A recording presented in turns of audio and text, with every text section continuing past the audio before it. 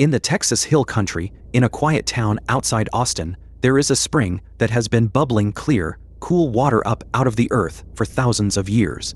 From the surface, it looks like a perfect swimming hole, a circular mouth of blue water, maybe a dozen feet across, ringed by limestone, where families have splashed and teenagers have leapt from the rocks for generations. But that gentle opening is the mouth of one of the most dangerous dive sites in the United States.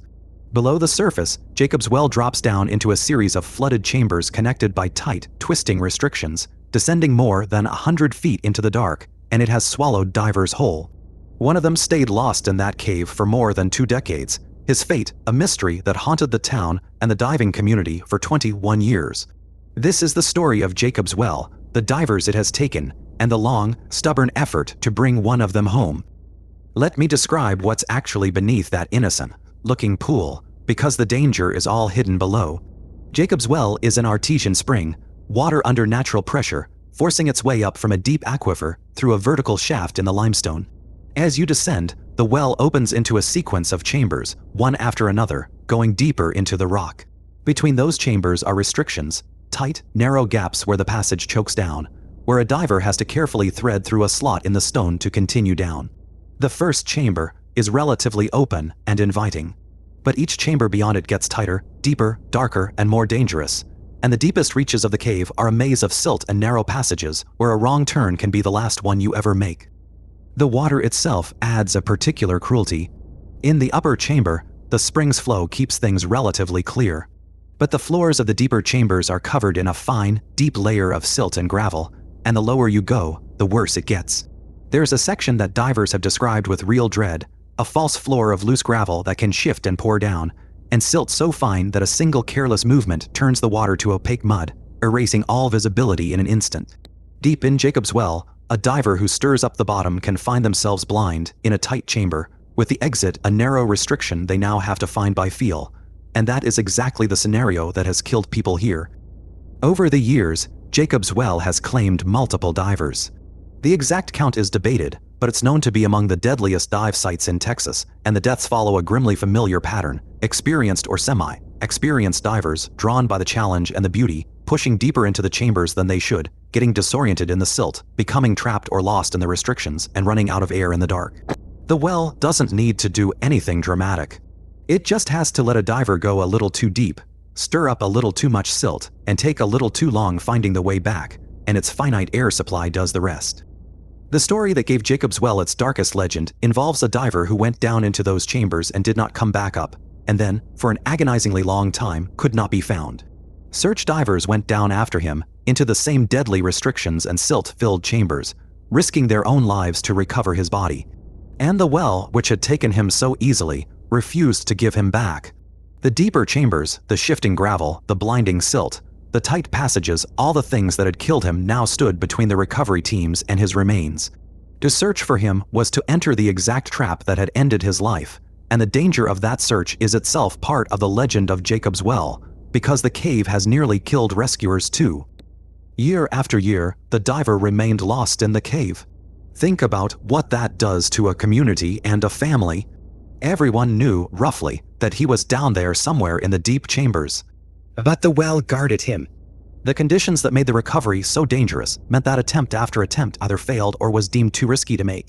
The silt, the restrictions, the depth, they formed a barrier that no amount of grief or determination could simply push through. And so the mystery sat unresolved for years that stretched into decades. A diver lost beneath a Texas swimming hole, his exact resting place a question the cave would not answer. 21 years of the well keeping its secret, of the family living with an open wound, of the diving community carrying the knowledge that one of their own was still down there in the dark. And then, finally, a recovery effort succeeded where so many had failed, divers descending into those treacherous chambers, working through the silt and the restrictions with extraordinary skill and care, and at last bringing the lost diver out of Jacob's Well after more than 2 decades. The mystery of what had happened to him, of where exactly the cave had kept him, was finally answered. He was brought back to the surface, back to daylight, back to a family that had waited an unimaginably long time to lay him to rest. I want to sit with what that recovery meant, Because it's about more than solving a mystery. There's a powerful, almost sacred principle in the diving and caving communities. You don't leave your own behind if there's any way to bring them home. The divers who finally recovered the lost man weren't doing it for glory. They were doing it because a person deserves to be brought back to the people who loved him. Because a family deserves the chance to grieve at a graveside instead of at the edge of a swimming hole. And because the open wound of a missing body never quite heals. The 21-year effort to recover one diver from Jacob's Well is, in its way, a story about loyalty, about a community that refused to let the cave keep its dead forever, even when the cave fought them for 2 decades to hold on. What happened to Jacob's Well afterward tells you everything about how seriously the danger is now taken. Diving in the well became heavily restricted. The casual descents that had cost so many lives were shut down. The site that had drawn divers with its beauty and its challenge was, in effect, closed off from the kind of diving that had killed people in it, because too many had died, and the community finally decided that no challenge was worth the steady accumulation of bodies in the dark chambers below. The swimming hole at the surface remains a beloved place. The cave beneath it is treated correctly as a graveyard. So what's the lesson of Jacob's Well? Part of it is the one that runs through every cave story, that the most inviting water can hide the deepest danger, that a gentle surface can sit atop a lethal maze, and that depth, silt, and restrictions form a combination that has killed even capable divers. But the deeper lesson of this particular story is about what we owe each other, even in death.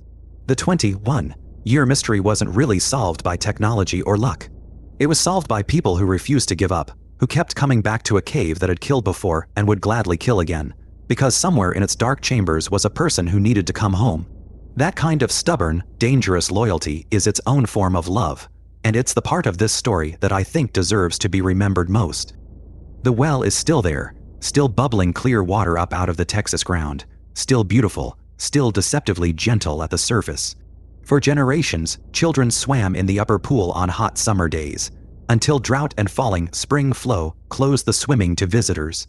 And far below them, in the silent dark chambers where the restrictions twist and the silt waits, the well keeps its long memory of everyone it has taken, and of the one it held for 21 years before the divers finally won him back.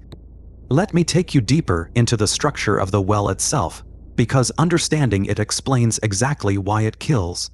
The first chamber, the one nearest the surface, is open and forgiving, a beautiful, clear, blue space that lulls divers into a sense of safety.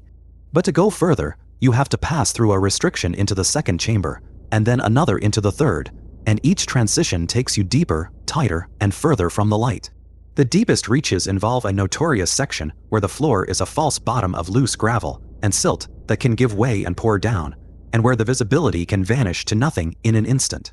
A diver deep in Jacob's Well who stirs that bottom can find themselves blind, disoriented, in a tight chamber, with the only exit a narrow restriction they now have to locate by feel while their air ticks down.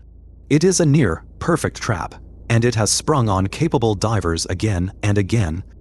What makes the deaths here especially tragic is how avoidable many of them were. Jacob's Well is not an extreme technical site that only world-class divers should attempt. It's accessible, it's beautiful, and that accessibility drew people who underestimated it. Divers, without proper cave training, or without the discipline to respect the restrictions, ventured into the deeper chambers thinking the gentle first chamber represented the whole experience. And the well punished that assumption mercilessly. The pattern in its fatalities is the same one that runs through nearly every cave, diving death. A diver who went a little deeper than they should have, into conditions a little worse than they expected, and ran out of margin in the dark. The well didn't need to be cruel. It just had to let people overestimate themselves. The recovery of a body from a site like this is its own act of extraordinary courage, and it's worth understanding why. To bring out a diver lost in the deep chambers of Jacob's Well, a recovery diver has to enter the exact conditions that killed the original victim, the same restrictions, the same silt, the same depth, the same lethal margin.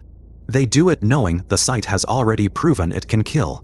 The recovery divers who finally succeeded after 21 years weren't reckless thrill seekers. They were among the most skilled and careful people in the sport, working a problem that had defeated everyone before them, because they believed a lost diver and a grieving family deserved that effort. That kind of willingness to repeatedly enter a known killer to bring back the dead is one of the most quietly heroic things in all of cave diving. And it's why the response, in the end, was to close the well to that kind of diving altogether.